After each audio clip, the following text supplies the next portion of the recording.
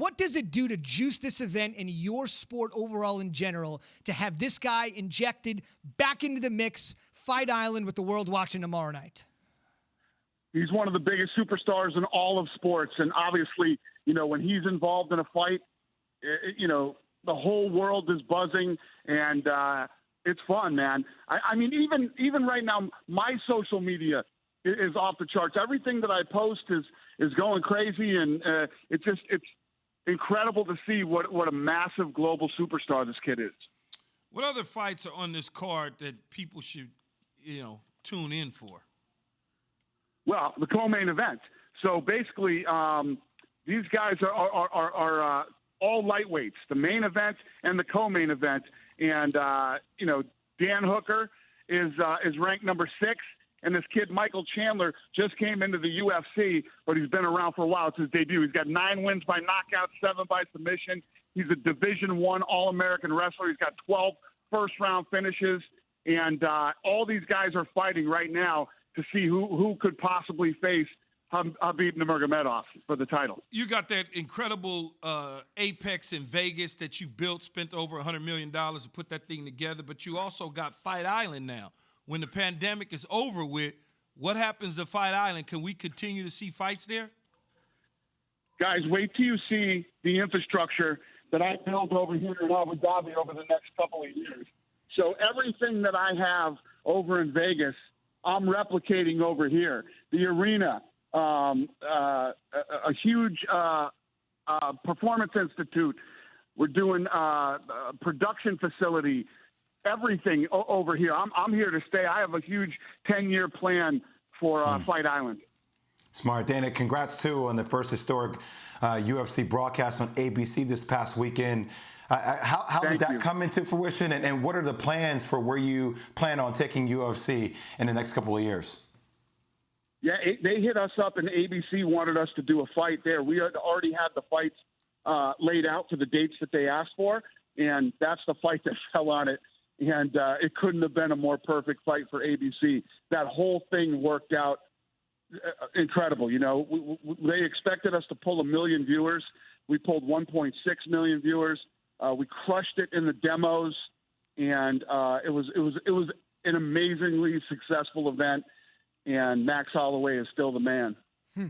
Over-delivering in sports right now is easier said than done, I'm sure you know. So for you guys to be able to, give him 50% more than was expected tells you everything about the UFC. I got a couple questions for you here. You referenced Khabib in your earlier answer.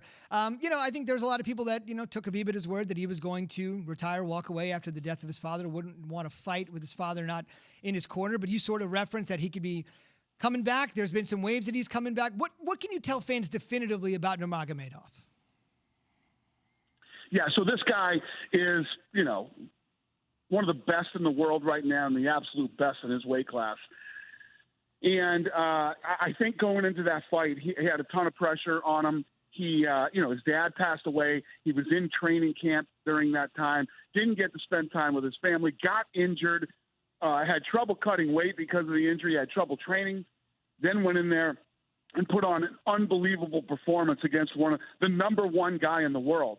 And I think that he was super emotional, and he threw down his gloves. And all I did was, after the fight, I said, listen, I know you just retired, but take some time, go home, spend some time with your family, heal up, and let's talk again later. So we ended up getting together out here in Abu Dhabi, and I get the feeling that, he will take another fight. So we'll see how this weekend plays. I mean, listen, guys, the biggest fight ever in the history of combat sports was Conor McGregor versus Floyd Mayweather. Mm-hmm. Number 2 was Floyd Mayweather versus Pacquiao. And I think the number 3 biggest fight of all time in combat sports will be Conor McGregor versus Khabib Nurmagomedov 2, the rematch. Wow, if we could see that again. Wow, you are so right, especially with the way it ended for Conor and his swagger, and Nurmagomedov becoming a household name amongst fans after what he did. Couldn't agree more. Again, UFC 257, the return of the notorious MMA, McGregor and Poirier, Saturday night from Fight Island, which Dana says is going to be off the hook. And if you saw the ones back in June last year, that was pretty impressive. Can't wait to see what happens tomorrow night exclusively on ESPN Plus. You can order right now, ESPN.com/PPV. Hey, last one for you, Dana, because I've watched you guys dominate the Americas, North and South. We've seen fights in Australia. We've seen fights all over the world for UFC, all over the world, all over Europe, all that stuff. Give me the one place, country, venue that your sport is yet to conquer. You got the 10-year plan with Abu Dhabi. The one place the UFC is yet to conquer that Dana has got to bring the Ultimate Fighting Championship. India. Oh, I love it. I'm Indian. I love it. I love it. Smart. All right, tell really us why. Smart. Tell us why. Well, if you look right now, look at what we've done in building up, places like Australia, Europe, Canada, Brazil. The list goes on and on. If you look at one of the places with the biggest population in the world is India. And when you find – I'll give you an example. Conor McGregor is – he's from Ireland. He's a massive superstar. You know why? One of the reasons – he's charismatic, he can fight well, all that other stuff. He's Irish. Everybody thinks they're Irish, man. Everybody on the planet thinks they're Irish. Yeah.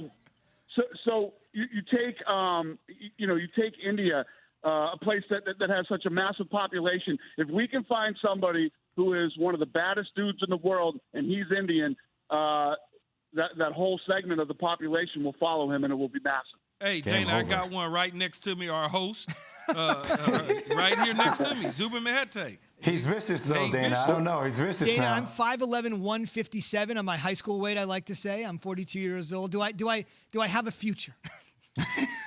Well, let me say this to you. If an Indian guy comes out, and doesn't matter what weight class, and he is looked at as the baddest dude in the world, you will follow this guy. Your friends will. Your family will. You guys will buy his pay-per-views and his merchandise and all of that stuff. Am I wrong? Thanks for watching ESPN on YouTube. For live streaming sports and premium content, subscribe to ESPN Plus right now.